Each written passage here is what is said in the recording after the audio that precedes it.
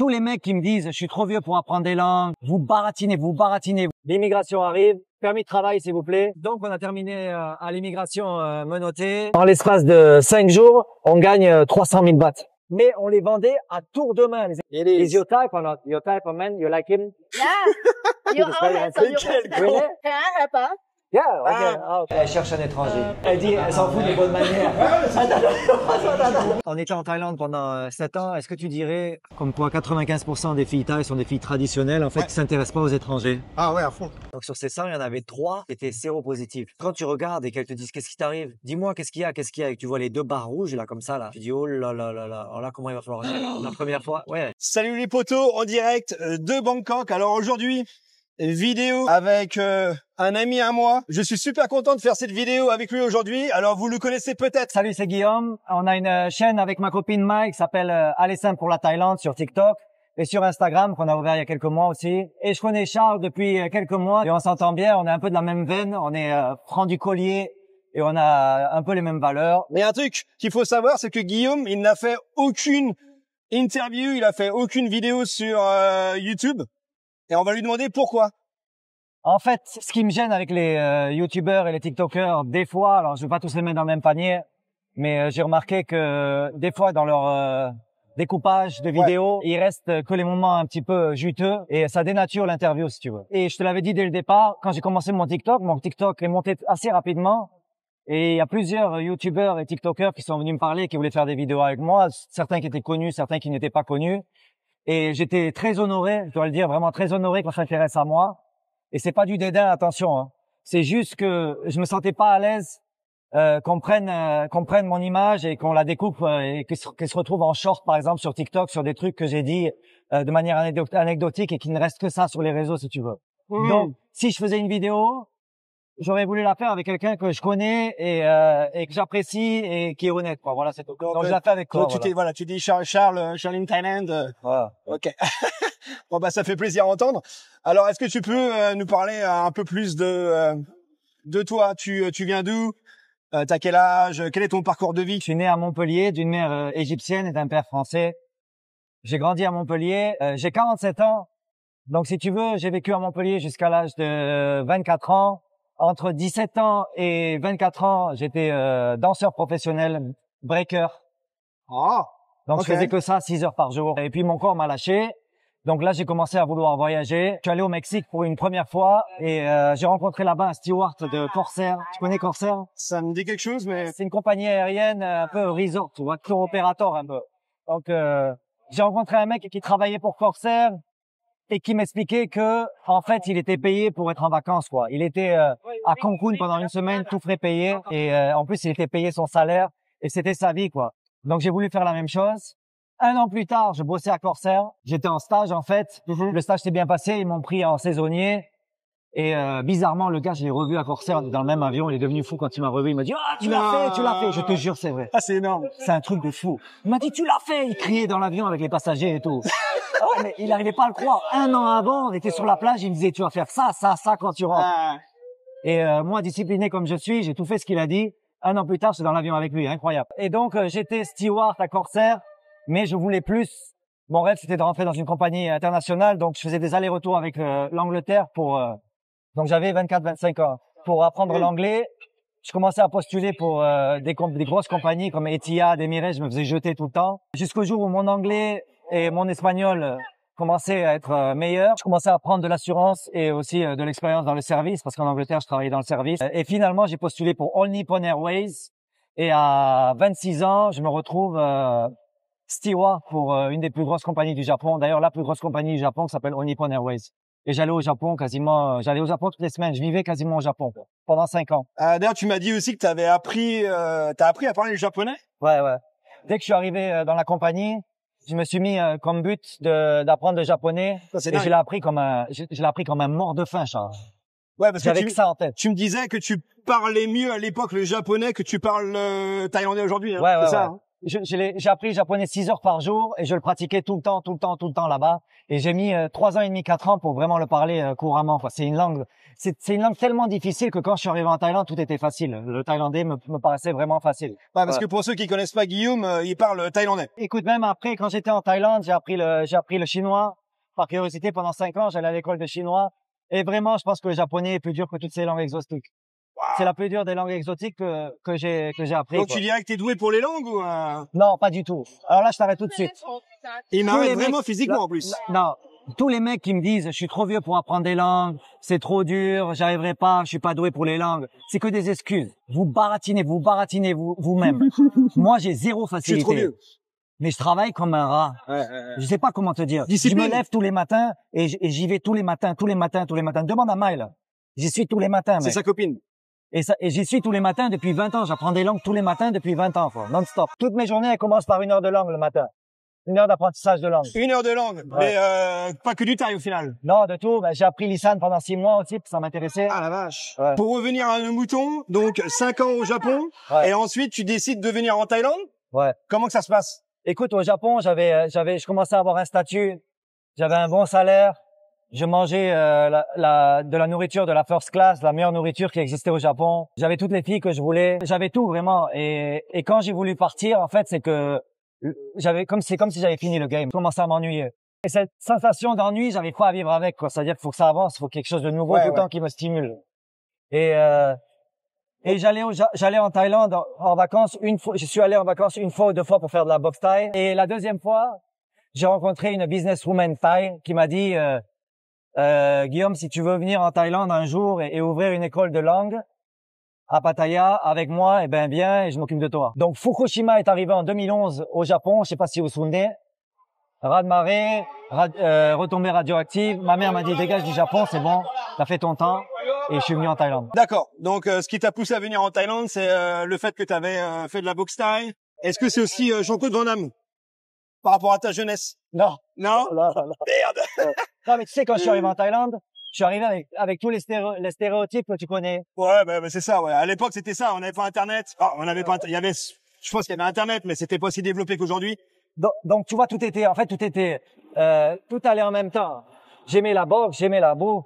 J'aimais la chaleur, j'adore la chaleur. Et on me dit les filles sont belles et on m'a dit que les filles étaient faciles. Tu vois, tout ça réuni.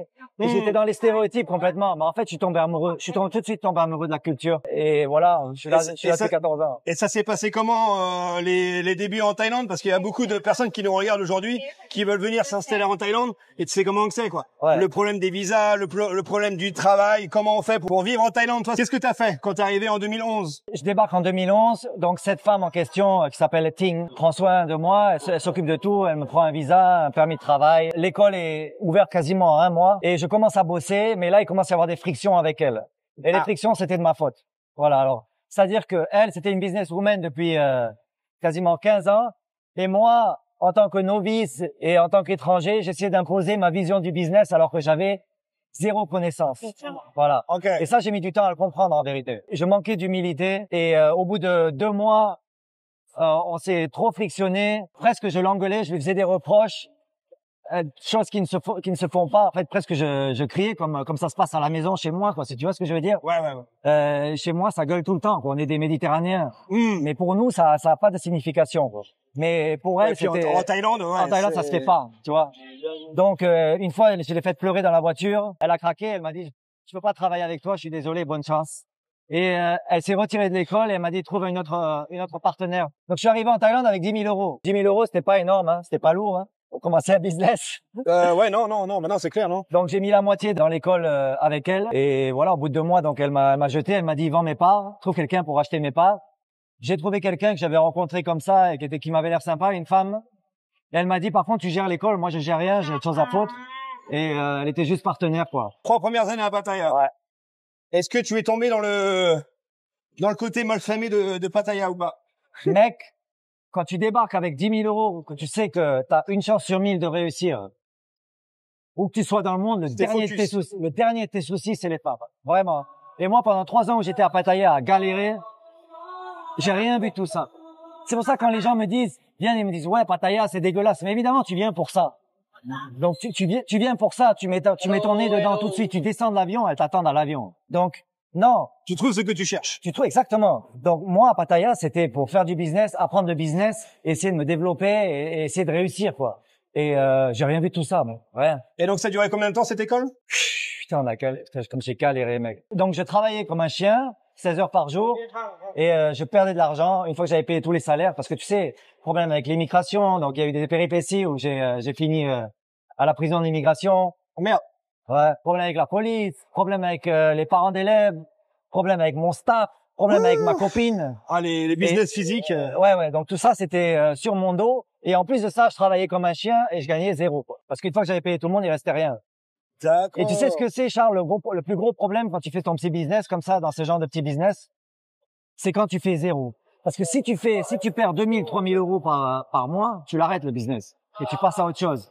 Mais quand t'es sur le lit, tu vois que tu survis comme ça, t'as du mal à l'arrêter.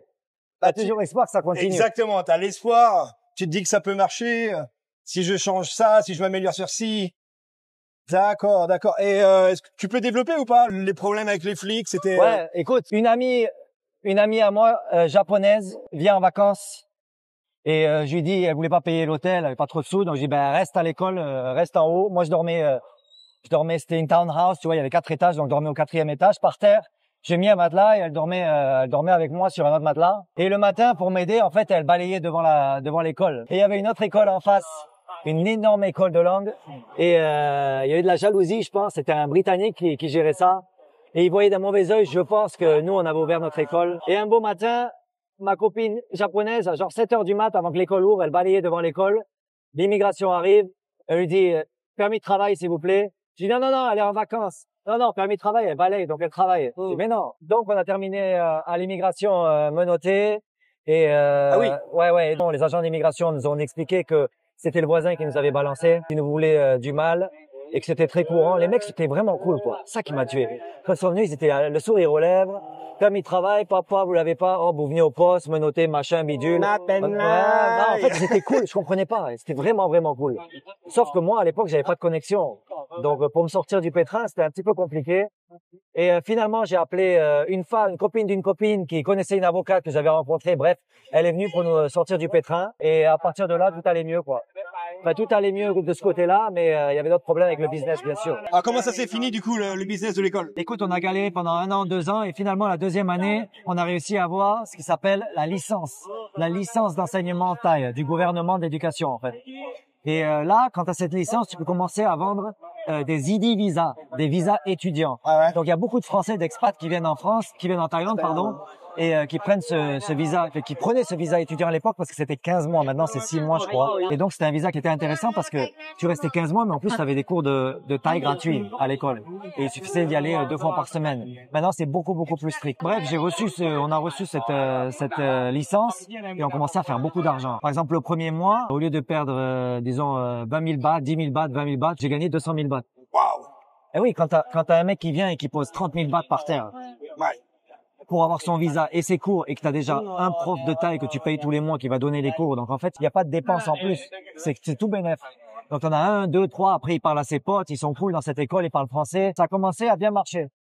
Sauf, Charles, que à ce moment-là, désespéré, j'avais commencé un autre business. J'avais 2 étudiants français qui venaient apprendre le thaï dans mon école. Et un des 2 était ancien démonstrateur ou camelot, comme tu veux. Il s'appelle Marc et qui est toujours mon ami à ce jour. Et qui m'a présenté son produit qu'il fabriquait en Thaïlande et qui est vraiment fabuleux. Un aiguiseur multifonction qui aiguise les coupons, qui existe tout ça. Et il m'expliquait que son produit, il en vendait à tour de main en France et que c'était pas normal qu'il le vende pas dans le monde entier. Et il m'a demandé de l'aider à vendre son produit dans le monde entier vu que j'avais un petit peu de bagou et que je parlais plusieurs langues, voilà.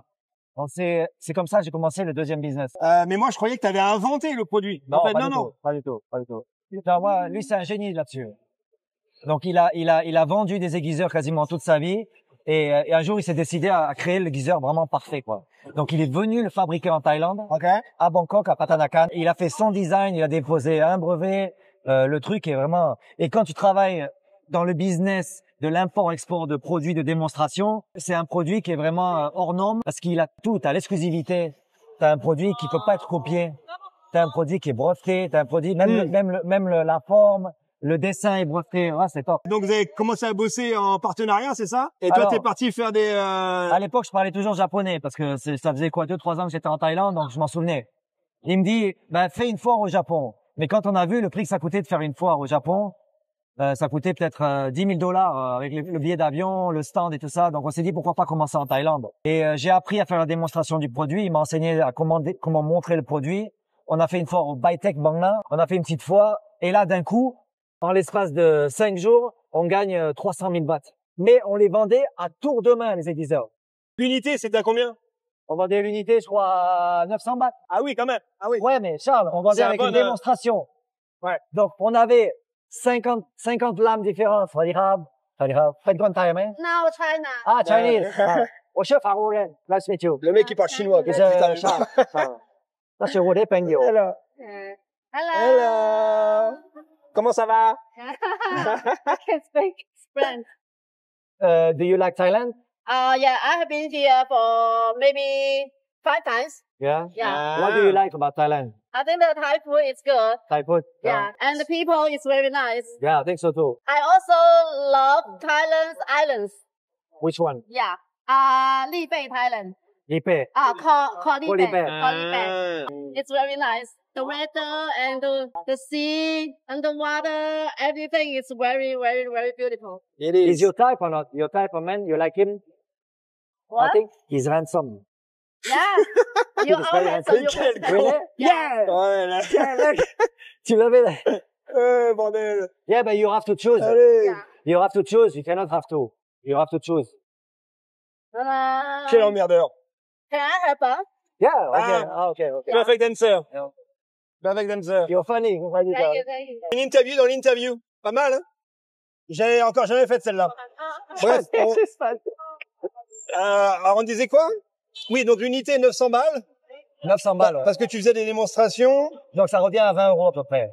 Et le produit existe toujours? Non seulement le produit existe toujours, mais je te raconterai la suite. Pour faire court, en fait, on en a vendu quasiment 1 million de pièces en 10 ans. Waouh! Dans 25 pays. Oui. Et oui. C'est pour ça que je suis à la retraite depuis 7 ans. Donc là, t'es toujours dessus ou? Non, en 2018, j'ai eu 40 ans. Et là, j'avais fait des investissements à droite à gauche et je me suis dit que j'avais plus besoin de travailler. J'étais libre financièrement, en gros. Mais attention, hein, je m'achète pas de BM, tout ça, j'ai une vie assez simple. Mais ce que j'aime faire, c'est apprendre, donc ça coûte pas cher. Donc j'ai arrêté de travailler. Marc a continué. Il fallait que je trouve un nouveau challenge. Et le challenge qui m'a le plus plu, c'était la musique. Donc j'ai voulu apprendre à être producteur de musique. Et on va continuer cette conversation à l'intérieur. Ça a l'air bon. Juste avant ça, alors là, c'est le shop d'un poteau. Ça s'appelle Snacks, Burgers and More. Et c'est pas très loin de Cowboy. Donc là, t'as Soy Cowboy qui est juste là. Donc on est à Asok. Hein. Là, vous avez le BTS. Vous remontez la ruche. Et le shop est juste là, sur la gauche. Hein. Donc on va aller goûter. Non, c'est moi qui t'invite. Hein. Non, non. Ah si, quand même. Bon, tu viens de me dire que t'étais millionnaire. Vas-y, tu payes. Pas millionnaire, multimillionnaire. Ah, mais pourquoi tu m'insultes? Multimillionnaire. Donc voilà les amis, hein. Vous avez des sandwichs et vous avez des burgers. Et attends, c'est pas fini. Ils ont aussi des snacks ici. Hein. Crispy chicken wrap, hot dog. Bon, il y a pas mal de trucs. Bon, je vous invite à venir faire un tour. Si ça vous dit, si vous êtes dans le coin du côté d'Asok. Bon alors, il est comment ce burger? Le pain est excellent, un peu brioché. La viande est aussi très très bonne, il est bien équilibré, il n'y a pas trop de sauce, il n'est pas trop gras. Franchement, il est très très bon, hein. Je lui mets un 9 sur 10. Oh, très très bon, hein. Super bon. Je dis pas ça parce que je vends de l'endroit. Si ça n'aurait pas été très très bon, je l'aurais dit. Ah, moi, c'est tout ce que j'aime. Vas-y, musique alors. T'arrêtes de vendre ton silex. Ouais. Tu te mets dans ta passion, c'est ça, hein? Non, c'était pas une passion au départ. C'est un défi. Il fallait que je m'engage dans quelque chose qui m'occupe, mais qui me stimule un peu au niveau créatif. Et ça me manquait le côté créatif, quoi. Tu vois, le business, c'était quand j'ai commencé à faire du business, j'avais qu'un objectif, c'était gagner de l'argent. Et quand je vois ces gens en fait qui viennent par exemple en Thaïlande ou ailleurs et qui démarrent des business parce que c'est leur passion, je les comprends pas, quoi. Quand tu fais un business, c'est pour gagner de l'argent, point. Et tu gagnes assez d'argent pour être libre financièrement et après vivre ta passion à 100%. Moi, c'est comme ça que je voyais les choses. Et donc, j'ai pris ce cours de production de musique pendant 3 mois à Hari, là, à Bangkok, pour voir si ça me convenait ou pas. Je connaissais absolument rien à la musique, mais je savais pas ce que c'était une note, je connaissais rien. Donc, en fait, j'étais un peu le vilain petit canard du cours. On était 8. J'étais le plus âgé. j'étais le seul qui comprenait rien. Et à la fin du cours, je dis bon, bah, c'est ce que je veux faire. Donc j'ai commencé à faire j'ai acheté un ordinateur, j'ai commencé à faire des beats à la maison. Des beats, c'est tu fais de la musique électronique. Des beats, on se comprend les mecs. Hein. Le relou. Dans de la musique électronique, mais ça m'a vite gonflé quoi, parce que tu peux pas passer ta journée à faire ça quoi. Donc je me suis dit, quitte à faire les choses, je vais les faire à 100%. Et c'est là qu'à la fin de la première année, je me suis inscrit à l'école de musique. Et je me suis mis au solfège. Et en fait, j'ai passé ma vie là-bas quoi. J'ai appris la batterie, la basse, la guitare et le chant. Ça fait 5 ans que je fais ça tous les jours, en plus de la production. Ah oui, la vache. Ouais. Ah oui, tu t'es pas juste mis sur un instrument quoi. Tant qu'à faire, autant bien faire les choses quoi. Après, comme on dit, hein, on n'a jamais rien sans rien. T'es un bosseur. Mais après, il y a aussi toujours une part de chance. Je sais pas ce que tu en penses de ça, mais dans le succès de quelqu'un, il y a karma, je pense. Toi, tu m'as parlé une fois de karma. Je crois que c'est pas de la chance, c'est du karma en vérité. Si à chaque fois que tu as un obstacle, plutôt que de pleurer, de t'arrêter, tu le prends à bras ouverts. Tu dis, c'est bien que ça m'arrive maintenant parce que ça va me faire grandir. Il va t'arriver que des bonnes choses tout le temps. Et tu t'arrêtes pas de travailler, tu t'arrêtes pas d'aller vers ton but. Tous les jours, tu mets ton petit grain de sel. Et tu me disais que tu voulais vraiment apprendre le time et que tu étais découragé. Moi, je te le dis, c'est ce que j'ai dit à ta femme aussi, c'est faut pas faire 1 heure, 2 heures, 3 heures comme moi. C'est 10 minutes tous les jours, mais tous les jours. Il faut être cohérent et discipliné tous les jours. Et petit à petit, tu vas y prendre goût. Ce que tu apprends le matin, tu le pratiques l'après-midi, tu es en Thaïlande, profites-en. Mais quand je prenais des cours, j'ai kiffé. Hein, j'ai kiffé prendre les cours. Mais le problème, c'est une fois que tu arrêtes, en fait, faut pas arrêter, quoi. Et c'est ce que tu dis. Même toi, encore aujourd'hui, après 14 ans, tu continues à te perfectionner sur du vocabulaire peut-être plus spécifique. Tu apprends aussi d'autres langues, comme tu disais. C'est un travail sans fin, simplement, quoi. Une langue vivante, c'est vraiment sans fin. Voilà comme ça. Parler une langue, c'est 1000 mots. Communiquer. 2000 mots, tu la parles couramment. 4000 mots, tu la parles de manière littéraire et universitaire. Quand tu sais que 1000 mots, si tu apprends 10 mots par jour, bon, 10 mots par jour, c'est quand tu n'es pas habitué, quand tu n'as pas entraîné ta mémoire, c'est un petit peu compliqué. Mais moi, aujourd'hui, je peux apprendre 20 mots par jour, par exemple. Parce que ma mémoire est entraînée. Le mot, je le lis 3 fois et parce que je fais ça depuis 20 ans. Ouais. Mais à mes débuts, c'était vraiment difficile. Au début, je commençais avec 1 mot, 2 mots par jour. Mais imagine 10 mots par jour. Pendant 1 mois, c'est 300 mots. En 3 mois, tu as 1000 mots. Ça peut aller très très vite. C'est pour ça qu'à force d'apprendre des langues, ton apprentissage se fait de plus en plus facilement. Et il n'y a pas d'âge non plus. Demain, si j'apprends le portugais, j'aurai un système déjà dans ma tête, je sais comment l'apprendre. En 3 mois, je le parlerai si je m'y mets vraiment. Très très intéressant.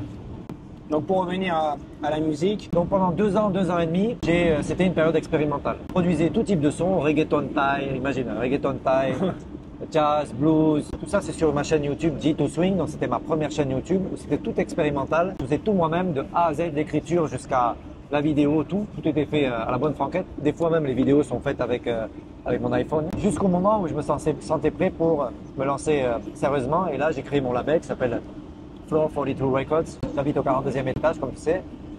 Et là j'ai sorti mon premier album il y a 6 mois à peu près. Il a été pas trop mal reçu. C'est un album rap, hip-hop thaï, produit des artistes thaï. Les nomsเป็นคนไทยหรือคนอะไรคนแคนเบอร์เรียคนคัมโบเดียมาจากเมืองอะไรมาจากศรีสะพลสิงคโปร์ศรีสะพลศรีสะพลอยู่ใกล้ๆกับสาแก้วใช่ไหมอยู่ใกล้ๆกับปอยเป็ดPoi Pet, ok.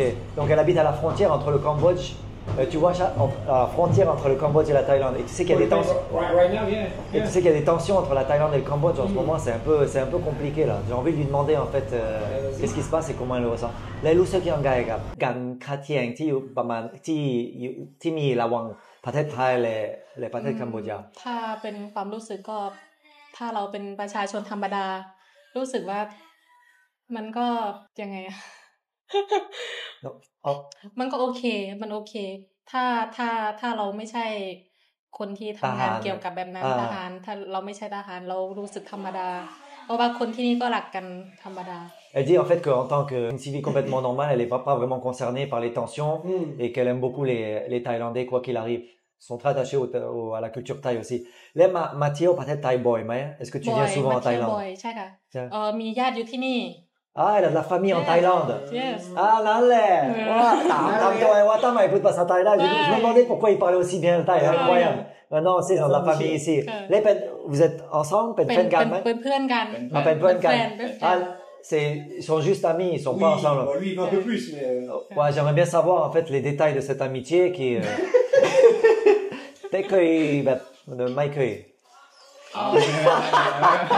ล้อเล่นชอบคุยเรื่องกันเป็นเพื่อนกันนานแล้วเป็นเพื่อนกันมานานแล้ว และมีแฟนหรือยัง ยังค่ะยังไม่มีแฟ Elle น est célibataire ทำโฆษณาได้ไหม โฆษณา Chante Falarma, elle est célibataire. J'ai demandé si elle était célibataire. Ça, c'est juste son ami. Est-ce que tu veux qu'on fasse de la pub? Parce que tu as une annonce à faire. Yak tam Kosana, mais voilà. Chante Falarma, le chante en Thaï, pas quoi. ก็ชอบฝรั่งมากกว่า Oh, non, Charles! Pour tous les abonnés de ta chaîne. Non, Charles, là, grave. น้องชื่อน้องแนน Nan. Nan. Elle s'appelle Nan. Elle est célibataire, cambodgienne, qui a de la famille en Thaïlande. Et elle cherche un étranger. อายุ22 Elle a 22 ans. Elle a 22 ans. Là, tu ทำงาน travailles เป็น dans quoi? ช่างทำผม Ah,เป็น elle ช่าง est coiffeuse. Coiffeuse. Elle est coiffeuse. Yes, bien. Salon. Tikamen, tu vois, Tikambodia. ที่แคนเบเดีย Tikambodia, tu vois. ใช่ค่ะ Ok. Mi Instagram, mais est-ce que tu as Instagram? Instagram มีค่ะ Share Instagram, non. แชร์ Il y a share, là,ได้แชร์ได้ค่ะไม่เป็นไรยิ่ง Donc ดี là, elle va partager son Instagram et Ok. tous les abonnés de Ah, Charles. mais soyez pas relous, les mecs. Hein. Ouais, et soyez polis avec elle. Soyez sympas. Elle a 22 ans, elle habite au Cambodge, elle vient très Bien. souvent en Thaïlande. Et là, voilà. Alors, attends. Quel est ton type de garçon, là, pour qu'on fasse le tri direct? สเปคหนูมันไม่ถึงมารยาทหรือว่ายังไงคุณ Il faut qu'il soit... Ah, Malayat, mais ไม่เป็นไร Malayat, mais là. ใช่ Wow. Non, elle dit, elle s'en fout des bonnes manières. Attends. On s'en fout des... Elle commence par dire, moi, mon type de mec, on s'en fout des bonnes manières. Ok, Ah, ça s'annonce bien. ก็แบบเป็นคนใจดีแบบว่ารักกันเนี่ยโอเคแล้ว Tant que c'est une personne qui a un grand cœur, une personne bien, et qu'on s'entend bien, eh ben ça ira. Je pense qu'il va y avoir du monde au portillon, là. Il va y avoir du monde, là, je pense. Ok. Kenny Gopor. Suchot. Ok. Thank you very much. ขอบคุณมากๆ เจอกันใหม่ ครับผม Bye bye. Bon, allez, passons aux choses sérieuses. Ta relation avec les Thaïlandaises. Donc, 14 ans ici en Thaïlande. Est-ce que tu as déjà été en couple Ouais, écoute, quand je suis arrivé, j'ai tout de suite eu une copine qui m'a aidé avec l'école, la petite école de langue. On est restés 2 ans ensemble. C'était mon employé et ma copine en même temps, en fait. Tout de suite après, donc elle avait 6 ans de plus que moi. C'était ma première copine thaï. Tout de suite, je l'ai rencontrée. Directement après, quand on s'est séparés, quasiment 1 mois après, j'étais avec une fille très très jeune. Elle avait 21 ans. Ok. Moi, à l'époque, j'avais 35 ans. Ah oui. Donc, elle avait 21 ans. C'est la première fois que je sortais avec une fille jeune comme ça. Et tombé fou amoureux d'elle. Et je pense qu'elle aussi. Je pense, hein.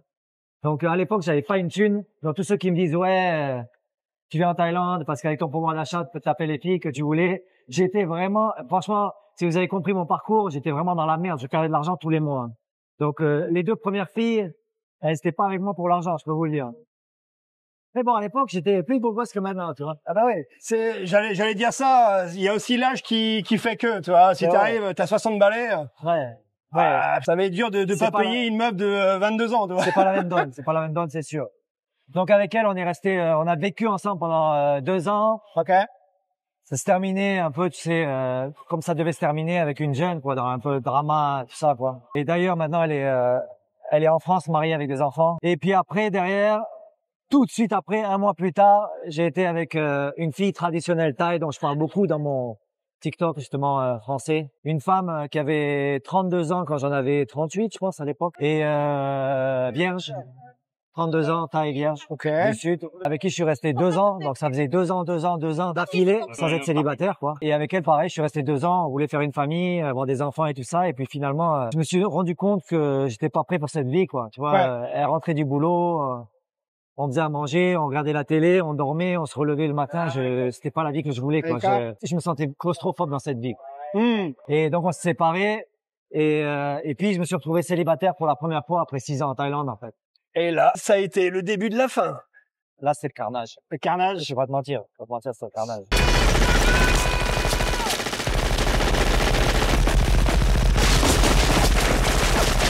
Et c'est marrant parce qu'on est il y en a beaucoup d'expats qui viennent en Thaïlande, qui passent cette période de 6 mois, 1 an où ils font n'importe quoi. Faut pas trop être naïf. Il faut avoir quand même un peu la tête sur les épaules, savoir où tu mets les pieds. Mais si t'es là, si t'as envie de t'amuser en Thaïlande, c'est sûr que il y a des groupes de filles qui attendent que ça, quoi. Mais une fois de plus, je vais le redire, je vais me répéter, c'est que un certain groupe de filles, c'est une certaine qualité de filles. Et c'est pas la femme thaï traditionnelle qui compose 95% des femmes thaï. Exactement. Niveau argent, du coup, avec ta copine, comment que ça se passe? Écoute, quand je suis arrivé en Thaïlande avec mes 3 premières copines, j'avais pas un rond. Donc, c'était pas compliqué. Hein. Je pouvais pas... Ouais. Pour moi, il n'était pas question que je me mette avec une feignasse qui fout rien de la journée et qui joue avec son téléphone sur le canapé, quoi. Donc, il fallait qu'elle partage un petit peu ou qu'elle l'aide un minimum. Bien sûr, on est toujours, nous, même quand on n'a pas d'argent, enfin moi en tout cas, même quand j'ai quasiment pas d'argent, c'est moi qui payais 80% des frais, quoi, des restaurants, des machins et tout. Mais au moins, elles aidaient, tout ça, quoi. Mais ce qui s'est passé, c'est que quand je me suis mis à la retraite et que j'étais financièrement libre, c'est plus ce dont j'avais besoin. C'est-à-dire que maintenant, j'avais besoin plus d'une femme au foyer. J'avais besoin d'une femme qui me seconde. Bien sûr que j'aime, la base c'est que je l'aime. Donc j'avais pas besoin d'une boniche. Tous ceux qui me disent oui, mais tu cherches une boniche, je veux pas de boniche. Je veux une femme que j'aime et qui m'aime. Ça c'est la base. Mais avec Miles, ça a collé tout de suite parce que elle se plaît à la maison, elle aime faire le ménage, elle aime s'occuper des bêtes, elle aime faire à manger, elle adore ça. Et elle aime prendre soin de son mec, quoi. Vraiment, elle s'éclate à prendre soin de... Et tu l'as vu d'ailleurs, quand tu viens à la maison, elle est tout le temps là, à donner des massages, à machin, un truc, elle est hyper attentionnée. Et c'est sa nature, quoi. C'est ce qu'il me faut maintenant. Ce qu'il me faut maintenant, c'est pas ce qu'il me fallait il y a 10 ans. Moi, je peux pas juger quelqu'un qui partage sa note, qui partage tout avec sa copine. Je vais jamais vous juger. Chacun fonctionne comme il le veut, à sa manière et à ses besoins, quoi. Voilà, c'est tout. Salut. Ah, tu connais Charles? Allez hop. Eh oui, c'est Charles en Thaïlande. Allez hop. Je te coupe ton truc ou... Non, pas de Non, problème, mais pas de problème. t'es sur la caméra là. T'es foutu. Là, t'es foutu. Ça Filmé, va là. Ouais, ça va. Je présente Français de Shanghai. Oh. Shanghai. Donc qu'est-ce que tu fais à Bangkok? Vacances? Non, je viens pour le travail en fait. Je viens tous les mois en fait, une semaine à Bangkok. Mais la plupart du temps, je vis à Shanghai, Oh, ok. D'accord. Tu bosses dans quoi alors? dans l'informatique. Ah, ok. Donc j'ai l'occasion de travailler depuis la maison en fait. Bien. ça. Ça fait combien de temps que t'es là? 7 ans. Ah oui, pas mal, ouais. Ah, tu parles thaïlandais ou pas? Oh, putain. le tueur. Parce que tu vois, à Shanghai, t'as pas le choix en fait. Personne Sinon, parle tu anglais t'intègres là-bas? pas. Personne parle anglais là-bas? Si, ça parle, mais ça bredouille un peu. Et puis après, t'as les tailles qui tournent avec les parents tout le temps.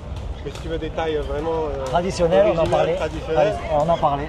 là, t'as pas le choix. Il faut que tu rentres dans la culture et ça passe par le langage. Et donc, toi, tu es plus attiré par les tailles traditionnelles que par les tailles qui s'intéressent aux étrangers. Oui, après, c'est assez difficile. C'est difficile dans quel De sens? s'intégrer. Ah, de s'intégrer. De s'intégrer en fait avec eux, surtout à Shanghai, tu vois, dans une petite ville comme ça, de province. Ils ont leurs amis depuis qu'ils sont tout jeunes, en fait, tout petits. Ouais.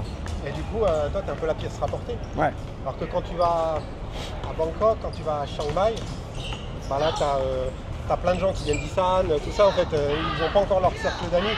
Donc ils cherchent des amis, et puis là, un parent, ah ouais, vas-y, viens pote. C'est vrai. On était en Thaïlande pendant 7 ans. Est-ce que tu dirais, comme quoi 95% des filles thaï sont des filles traditionnelles, en fait, qui ne s'intéressent pas aux étrangers? Ah ouais, à fond. Et qui, en fait, nous, tous les étrangers qui sortent de l'avion en Thaïlande se retrouvent dans ces niches tout de suite où il n'y a que des Thaïs qui s'intéressent aux étrangers, qui parlent un petit peu anglais, qui vont tomber sur ces étrangers tout de suite. Hein. Et au final, ils rentrent avec des stéréotypes, les étrangers à la maison. C'est ça, c'est exactement ça. Et en fait, du coup, ils ont une image de la Thaïlande qui n'est pas du tout la vraie Thaïlande. Et ben, moi, je l'avais quand je suis arrivé ici. Moi, je suis arrivé ici, comme tout le monde. Les filles qui sont intéressées par les étrangers, ils viennent te voir en fait, donc forcément, ils te tournent autour. Et tu vas aux endroits où il n'y a que ces filles, en fait. Tu es attiré tout de suite. Et puis, tu te fais une image de la Thaïlande. Et puis, en fait, une fois que tu restes 2, 3, 4 ans, tu réalises qu'en fait, c'est pas la Thaïlande ce que tu fais. Ce que tu fais, c'est ton petit îlot de Pharang dans ta petite ville. Et puis c'est là où tu découvres les vraies tailles. Et les vraies tailles, non, en fait, quand tu es un étranger, tu pars pas avec du plus, hein, c'est du moins en fait. Exactement. C'est du moins le Pharang, tu vois, c'est... Ok, il a peut-être un peu d'argent, mais à part ça, il connaît pas la culture, il connaît pas les codes, etc. Tu sais, quand j'étais dans le monde du travail, que je voyais par exemple une manager qui me plaisait thaï, et que j'essayais d'un peu de lui parler, je ramais. Elle voulait pas. Je lui dis, est-ce que je peux t'inviter à manger, qu'on fasse connaissance? Non. Tu rames. La fille te dit, mais on a du mal à communiquer déjà. Ouais. Comment on va... Bon, comment on va construire quelque chose, donc, la fille traditionnelle thaï, elle pense comme ça. Comme tu dis, on part avec un malus, quoi. Ah, mais c'est bien ça. Et tu vois, tu parles exactement comme nous, quoi. On est en train de faire cette vidéo, on est en train de parler, c'est la séquence où on est en train de parler des filles, justement. Je pense qu'en fait, c'est ça qui est intéressant, c'est ceux qui sont là depuis longtemps, en fait, qui peuvent parler de ça, parce que c'est vrai, en fait, tout simplement, c'est une vérité. C'est intéressant peut-être pour les Français qui viennent s'installer aujourd'hui ou qui viennent en voyage, en touriste, qui se rendent peut-être pas compte. Ouais, ben tu sais, j'ai un compte TikTok où je parle que de ça. Ah oui? Ouais, où je parle justement de la différence de culture entre la France et la Thaïlande. J'ai une copine thaï Et j'explique tout ça en fait, toutes les différences. Ah d'accord, parce que moi c'est lui la star pour moi. C'est lui que je suis. Moi aussi, moi c'est un modèle lui pour moi. N'importe quoi. Eh oui Charles, arrête de faire le timide. Mais t'as combien? T'as 70 000, t'as pas 60 000 abonnés. Le mec il passe à la télé, il passe à la télé en Thaïlande et tout. Écoute, ma copine Mal, elle me dit toujours c'est pas la taille qui compte.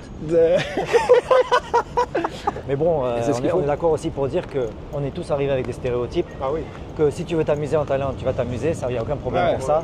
Mais c'est pas la vraie Thaïlande. Voilà, c'est tout. C'est touristique et dès que tu creuses un peu, c'est complètement différent. Et t'as une copine alors ou pas? Alors, je parle avec une fille, j'ai eu 3 copines en fait moi en 7 ans. C'est assez difficile quand même à Shanghai, hein, d'avoir une Thaï à Shanghai, c'est très difficile. Parce que comme tu le dis, en fait, elles sont très conservatrices, elles sont beaucoup plus conservatrices par exemple qu'en Nissan. À Shanghai, c'est vraiment un peu le Japon.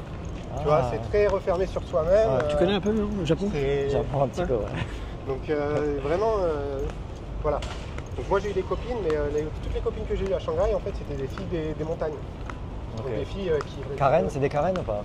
Alors j'ai eu une copine qui était Accra, j'ai eu une copine qui est Hmong et une qui était Thaï. Ah bon, ouais, j'ai une copine Hmong. Puis il y a les Lissous, les Larou, les Karen, t'en as plein en fait. Ouais. Et c'est pas les Karen américaines qui font des conneries dans... Non. Il y en a peut-être. Ouais, mais les Hmong aux États-Unis, ils ont une mauvaise réputation aussi. Hein. Ah ouais? Ouais, quand ils vont là-bas, en fait, c'est un peu la mafia là-bas aux États-Unis. Bon, bah on a été coupé du coup par le poteau Yacine, qui était d'ailleurs fort sympathique. Ouais. Et on parlait, il me semble, de filles. Hein. Donc tu disais que tu avais une période un peu faux-folle. Est-ce que tu peux nous en dire un peu plus? Si tu veux, je vais partager une anecdote qui va peut-être choquer certains d'entre vous. Cette période, tu sais, on y passe quasiment tous les expatriés que j'ai connus, ils ont cette période de folie où ils s'éclatent, quoi. Voilà, bon bref. Et je pense que c'est bien de le faire parce qu'une fois que c'est fait, c'est plus à faire. Donc j'ai fait le fou pendant 6 mois, 8 mois à peu près. Je me suis tapé beaucoup de filles, mais beaucoup de filles. Et ça, c'est un truc aussi hein, quand tu es en Thaïlande, spécialement à Bangkok, parce que tu vois, Yacine nous expliquait qu'à Shanghai, c'était pas la même. Ouais. Donc, spécialement à Bangkok, il y a cette espèce de cluster, tu vois, de groupes de filles qui s'intéressent qu'aux étrangers et qui nous sautent dessus à tout va, quoi, en fait, qui sont un peu des filles faciles. Et d'ailleurs, je tiens à préciser que j'ai absolument rien contre les filles faciles, parce que pour la plupart, c'est des filles qui passent une période où elles ont envie de s'éclater, comme nous. Donc, j'ai absolument rien à dire, ils font ce qu'elles veulent, quoi. Pendant cette période, je commençais à faire n'importe quoi et tu commences à prendre la confiance et à mettre de moins en moins de capotes. Il arrive un moment où t'en mets plus trop et là, j'ai commencé à prendre peur. Donc, ce que j'ai fait, c'est que comme j'avais encore des relations... À ne pas faire, hein, les enfants. Déjà, mais toujours si vous venez en Thaïlande et que vous faites les fous, toujours préservatif, toujours. Surtout à Khao San. Et surtout en ce moment, là, le VIH a explosé en Thaïlande. Syphilis aussi, explosion. Donc, ce que j'ai fait, j'ai parlé à une usine en Chine, d'une amie qui avait une usine en Chine de tests. Ils venaient juste de sortir un test 4 en 1. Donc, HIV, syphilis, hépatite B, hépatite C. Ce que je faisais, écoute bien. Ce que je faisais, c'est que la fille, si elle voulait rentrer avec moi à la maison, je tiens à préciser que j'ai jamais payé pour une fille. C'était des filles que je rencontrais dans des bars ou que je rencontrais en sortant ou des amis. Et j'étais toujours honnête avec elles. Donc si elles voulaient venir avec moi, rentrer avec moi, je leur disais avant, je vais tester. Donc on rentrait, c'était test minute en fait. Donc on testait, hop, il y avait tout le kit qui était vendu avec, le sang quoi, tu vois, parce qu'il fallait les importer en gros. Et je les testais pour le sida, tout ça. Et moi je me testais aussi parce que des fois elles me demandaient, donc je le faisais aussi. Et tu vas me dire, mais si tu mets une capote, pourquoi tu les testes? Le problème, c'est pas ça, c'est que tu la mets par exemple le soir, et puis après le lendemain, tu dis, ah vas-y, laisse tomber. Ouais. On est tous dans cette situation. Et moi, j'avais peur que ça arrive. Péter aussi, ouais. Oui, il y a ça aussi, mais moi, j'avais peur que ça arrive. Donc, ça est arrivé 2-3 fois et je me suis dit, bon, maintenant, je les teste comme ça. Si ça arrive, mais moi, j'ai le cornet. J'en ai testé, écoute bien, peut-être une centaine. Voilà. Donc, elles étaient toutes OK avec ça. Elles n'arrivaient pas à la porte. Non seulement elles étaient OK, 99% d'entre elles étaient OK. Donc, il n'y en avait qu'une qui n'était pas OK, tu vois, 99%. Mais en plus, elles étaient contentes. Parce que pour elles, c'était un test qui coûtait 1500 bahts dans n'importe quelle clinique. Putain. Donc, elles étaient contentes d'être testées. Sauf que sur ces 100, tu t'imagines bien qu'il y en avait certaines qui avaient quelque chose. Donc, sur ces 100, il y en avait 3 qui sont arrivées à la maison, que j'ai testé. Un quart d'heure, tu avais le résultat. Il y en avait 3 qui étaient séropositifs. Donc, quand tu regardes et qu'elles te disent qu'est-ce qui t'arrive, dis-moi qu'est-ce qu'il y a, et que tu vois les 2 barres rouges, là, comme ça, là. Tu dis, oh là là là là, alors là, comment il va falloir gérer? La première fois, tu te dis, comment tu vas gérer ça? Ah, tu te mets dans une galère? Ouais, non, là, il faut être, heureusement, j'ai une licence de psychologie, et là, là, il faut faire du support mental, quoi.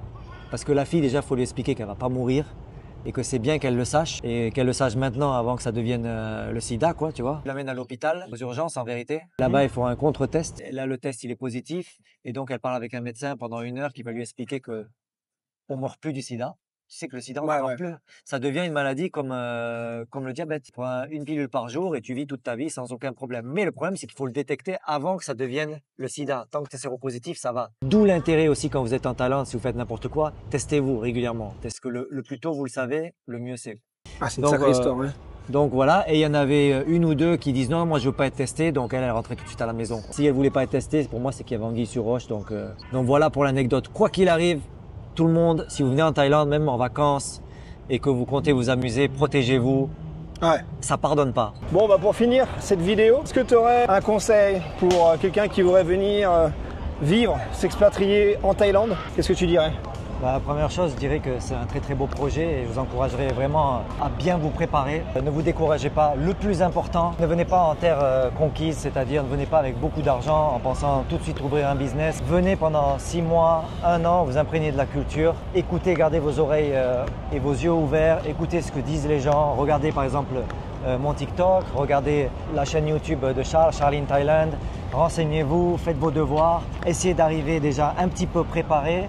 Mais surtout, avant d'ouvrir quoi que ce soit, un business ou alors vous mettre à votre compte, passez du temps en Thaïlande et imprégnez-vous de la culture. Parce qu'ici, les côtes sont complètement différentes. Vous allez mettre du temps à vous habituer et c'est mieux de ne pas s'habituer quand vous êtes dans le jus, quoi. Parce que vous allez, les chances que vous plantiez seront assez grandes. Par exemple, la façon de gérer son staff ici en Thaïlande, ses employés n'est pas du tout la même qu'en France. Quand j'avais 8 employés dans ma société Thaï, quand je faisais mon télé-shopping, je l'ai expérimenté et je peux vous dire que je l'ai appris vraiment à mes dépens. Ouais. Et ils veulent être traités comme de la famille, vous pouvez augmenter les salaires, ça ne les fait pas plus travailler. Ils veulent qu'on les traite comme si c'était des amis. Vous êtes le papa, vous êtes la maman, vous les invitez au chabou tous les week-ends. C'est comme ça qu'ils veulent être traités, quoi. Mais augmenter le salaire ne les fait pas plus travailler, quoi. De toute façon, est-ce que tu conseillerais à quelqu'un de venir en Thaïlande et d'ouvrir un business physique? Si vous avez une expertise, oui.